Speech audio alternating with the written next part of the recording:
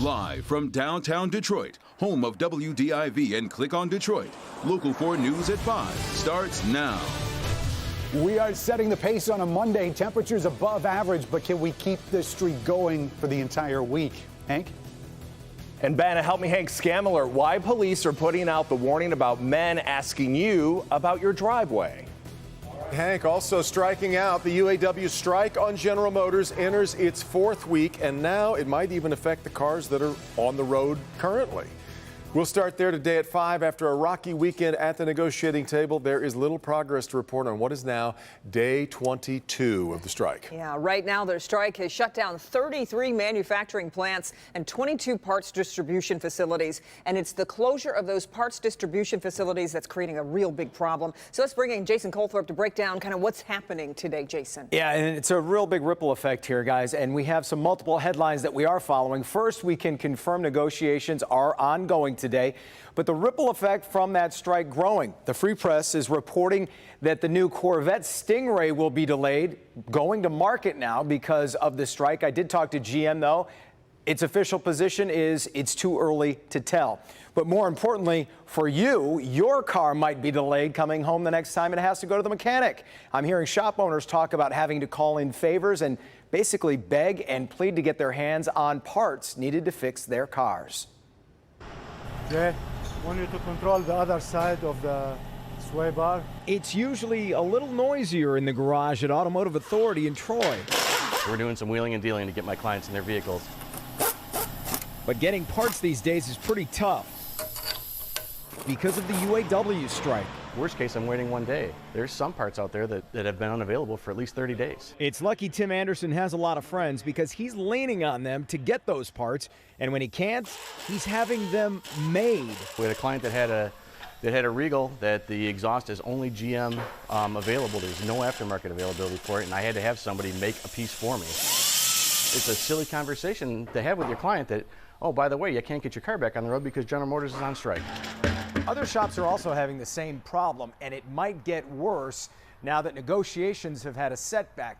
A letter went out on Sunday to all union workers saying GM responded to one of the union's offers with an offer that had already been rejected. That letter that came out yesterday, it put a fire in all of our bellies. We're pretty upset.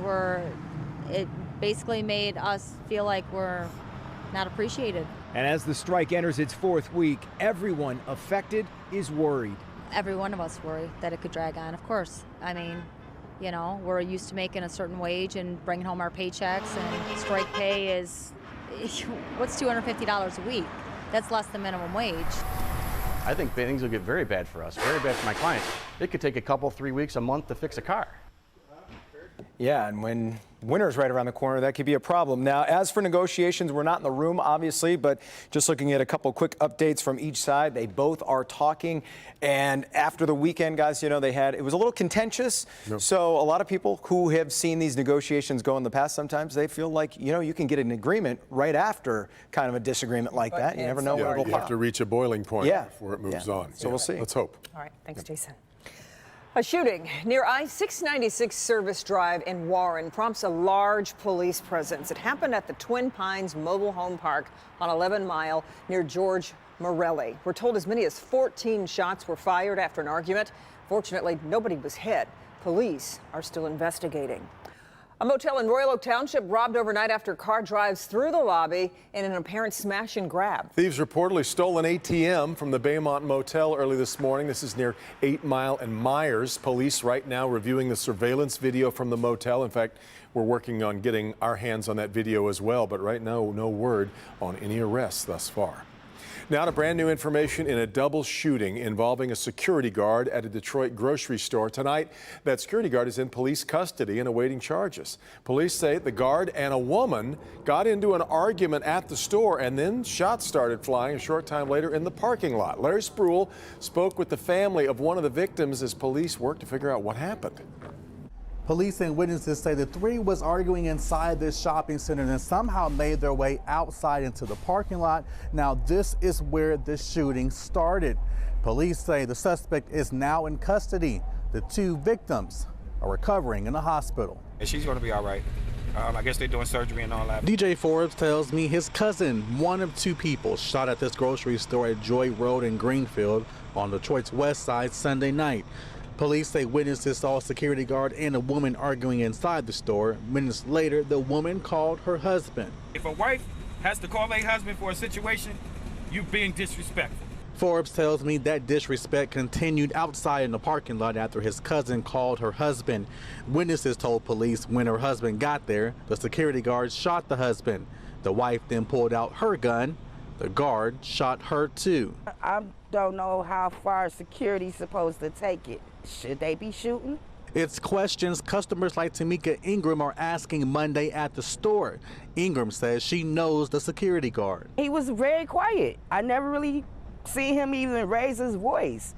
He always pretty much just out here watching the customers, watching us come in and out, you know, making sure everything is good. Monday, many are wondering what started the argument that led to the shooting. Meanwhile, police are hoping to find those answers in the security video.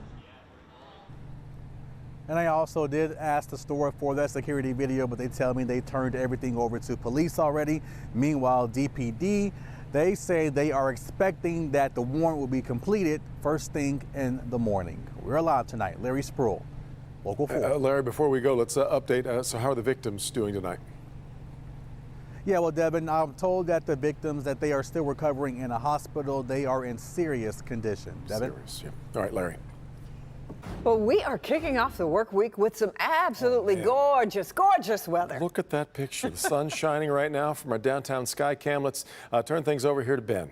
Always nice on a Monday, guys, to come home from work and see something like that. And it looks like temperatures are going to stay above average for most of the work week. We're at 68. And of course, we pushed all the warm stuff down here to the middle part of the East Coast. We did start out the beginning of the month in October. Remember, that was last week with that 89-degree high. So we're not really there, but we are going to stay above normal at least through Friday of this week. Crisp finish tonight. We'll look at how chilly those numbers get in your 4-zone forecast. But believe it or not, there's going to be snow in the state when we get into the weekend. Spoiler alert, it's not us. But if you're heading up north to go look at the fall color, we'll show you where the flakes are going to show up. All coming in a few minutes. Guys? Well, last week we talked about the slight delay, but now tonight it's official. The Detroit Pistons have completed their move to Detroit, and their new home is a stunner. A brand new state-of-the-art performance facility just a stone's throw from Little Caesars Arena. Jamie Edmonds got to go inside and shows us the building is more than just about basketball. You can't get more Detroit than this. That's the Fisher Building, and this is where the Pistons will work out, where they will train, where they will try and win a championship, and where they will also interact with the community. It doesn't get much better than this in all of the NBA. It's a pretty exciting day, a milestone, really, for our organization. This is the brand new Henry Ford Detroit Pistons Performance Center, and it's now officially open. This was the first of many firsts, as the players don't officially begin to use it until tomorrow. The media got a preview of the 185,000 square foot, $90 million facility today. Check out the film room, the lounge, complete with a full-service kitchen and soon-to-be personal chefs. There's also the weight room, the training room, and the hydro room. So we practice everywhere during those times. This place is going to be fantastic for the players and for the community. It's a marriage of Pistons basketball operations, the business side of things, as well as the doctors who will keep the team healthy. But owner Tom Gores says it's bigger than basketball. I'm excited for kids to use the facility. I mean, there's a lot to do here, and if we can inspire kids while we're playing basketball and enjoying it and winning, hopefully, it's just a big win.